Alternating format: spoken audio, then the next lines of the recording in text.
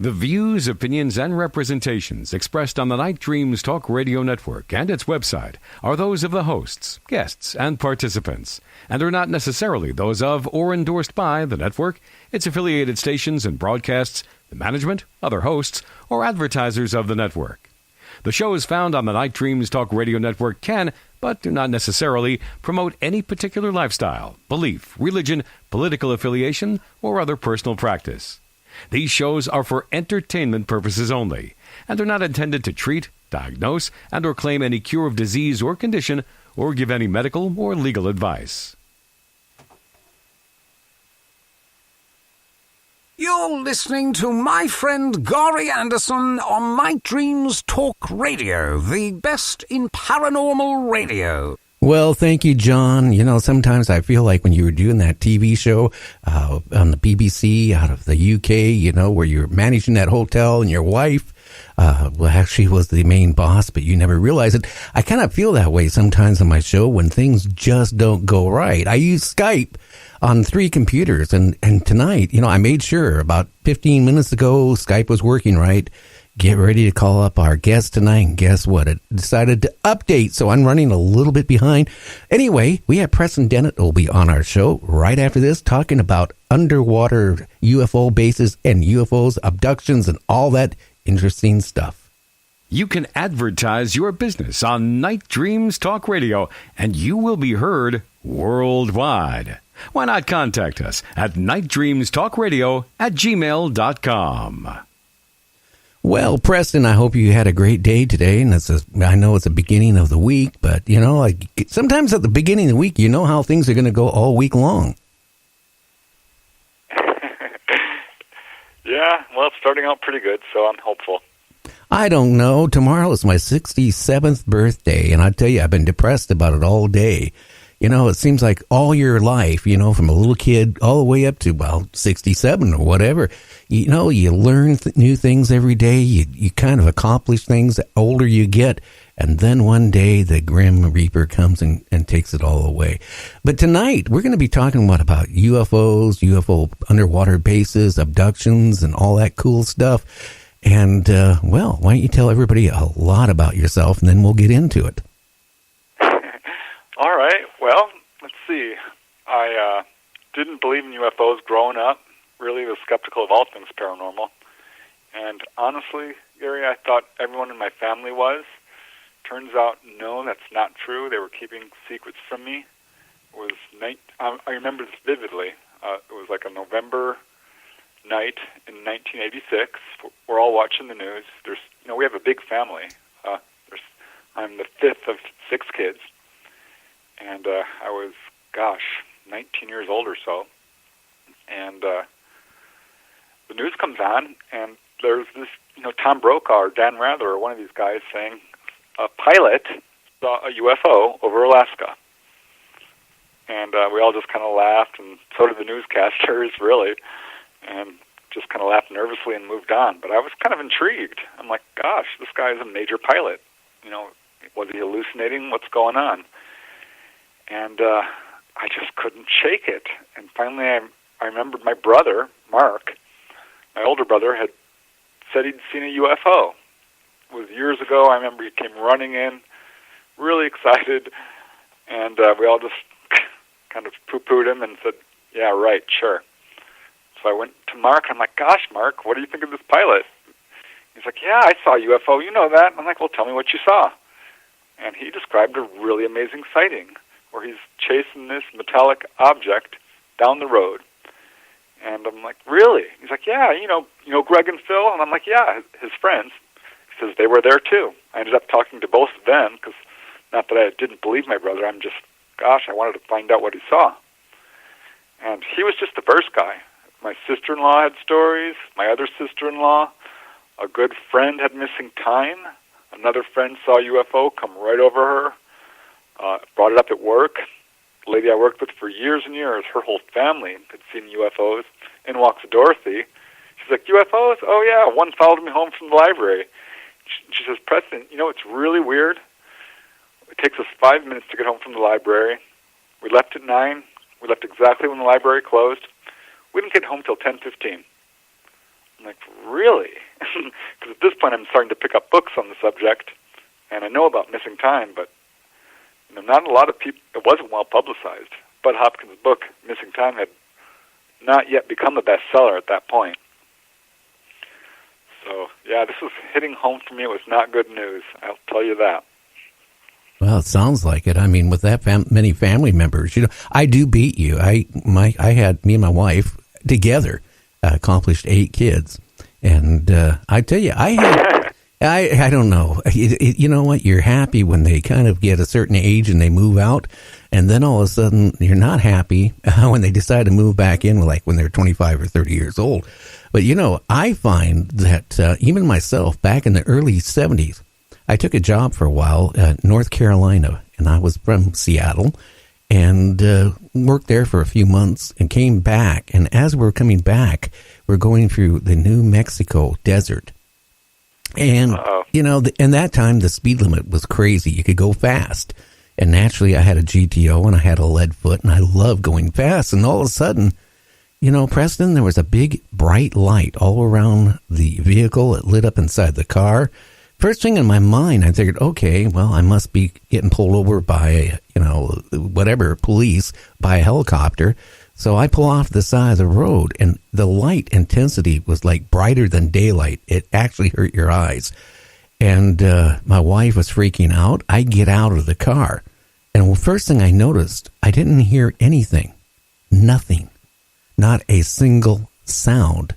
Being in the military and being on some egg beaters, I know what they sound like. There was no helicopter above me. There was nothing. But the light was so intense. And then it seemed like matter of seconds. It split seconds, matter of fact. It was poof. It was just gone. Yeah, boy. If I had $1 for every time I've heard one of those stories. Jeez. Well, I thought my imagination and all that stuff. I couldn't... and I kind of blocked it out for quite a few years. And then when I had Peter Davenport, who was actually now on our Saturday shows, about 20 minutes every Saturday, talking about reportings, I talked to him when I had him on my show one time. And you know what? The first thing he said, that was one of the encounters he had, and he gets thousands of those type of reports. Yeah, it's pretty darn... I think it's a lot more common even than perhaps UFO researchers realize, or within the UFO community. The Roper poll, you've heard of that, found 1 in 50 people have had an abduction, or showed the markers of having an abduction. But before that, I was getting into research, and I heard a quote from J. Allen Hynek that 1 in 40 people have had an abduction. And that's kind of when I started really deciding to investigate in depth, because I'm like, 1 in 40? Well, shoot, I know 40 people. That means I know someone who's been abducted. And you know what? I sure did. Not only did I know one person, I knew like 3 or 4. So I'm like, holy smokes. Yeah, I think it's a bit more common than people realize. Well, a lot of people don't even realize they were abducted, because I will tell you this.